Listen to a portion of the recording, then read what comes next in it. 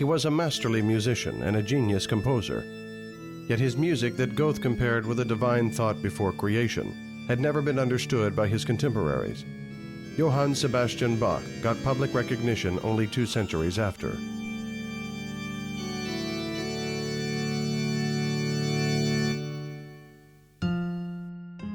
The German composer Johann Sebastian Bach was born on March 21, 1685, into the family of hereditary musicians.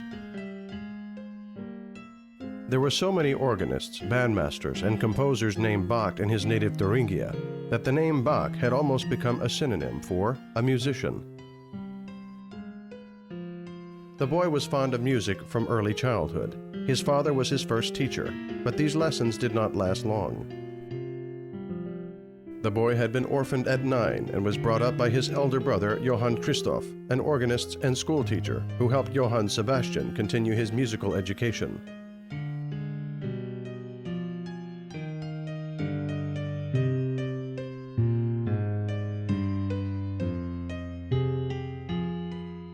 Several years later, the young musician left for Lunenburg with references of his teachers to continue his education. On his way, he visited cathedrals in order to get closer acquaintance with organs he was more and more interested in. After graduation from St. Michael's School, Bach got a diploma which gave him the right to enter the university. But the young musician could not avail of it properly. He had to perform music to earn a living, so all his forces were directed to perfect his skills.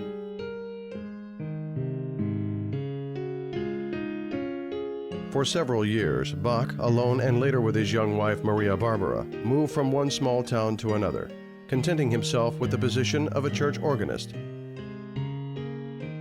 This service was not difficult and did not require special skills, yet Bach made up for it with all his creative ardor and fantasy. That produced discontent of burghers and clergy. That was the time Bach's talent at composing rapidly blossomed. He amazed public by performing one of his first cantatas that sounded so fresh and unusual. At the age of 23, Bach entered the service for the Duke of Weimar. Here at first, he had an opportunity to exhibit his talents completely. He combined the jobs of an organist, chapel orchestrant, and bandmaster assistant. He also composed music of different genres, never being afraid to experiment.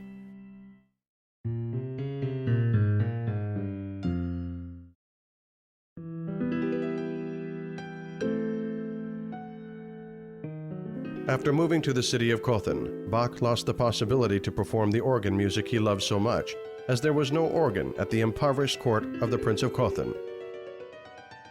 But it was the place where Bach's famous plays for clavier were written, among them the Well-Tempered Clavier, and his preludes and fugues that made a revolution in the music of that time.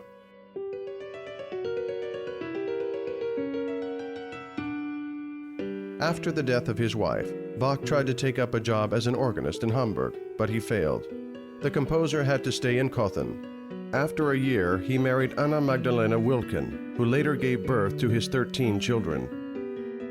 Anna Magdalena, musically gifted woman with a beautiful voice, became a faithful companion and a helper for the great composer. The composer's dream of escape from Cothen, which he was so tired of, came true only after 2 years. Bach accepted the invitation of the Leipzig magistrate to take the position of a cantor in St. Thomas Church. But his tensed relations with the magistrate did not allow him to create to the best of his abilities. Striving for independence, Bach decided to look for a job as a court musician at Sachsen-Kurfürst.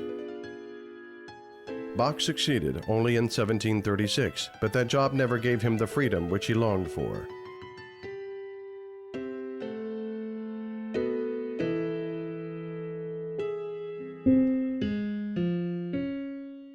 Regardless of the trivial troubles in his life, the great composer continued to create music. He composed a huge number of works, including his famous The St. John Passion, Trauer Ode, and the St. Matthew Passion.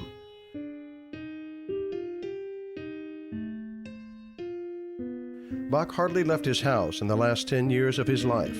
The only threads uniting him with the outer world were his wife Anna Magdalena, his sons, and several students. At 64, An eye ailment left Johann Sebastian almost blind. Being unable to write down his works, he dictated them to his wife and his son-in-law. 10 days before his death, Bach unexpectedly recovered his sight. He asked to remove the curtains, sat up in his bed, and started to look hungrily at the summer view in the window. But the improvement did not last long. Bach was unconscious for several days. And on June 28, 1750, they announced in the city, Mr. Johann Sebastian Bach left this world.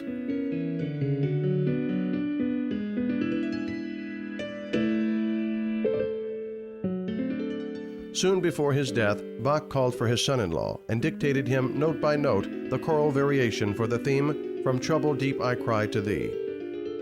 Then he changed his mind and asked to change the title to "Before Thy Throne, O Lord, I Stand." That work became the last of more than 1,000 of works of the great composer.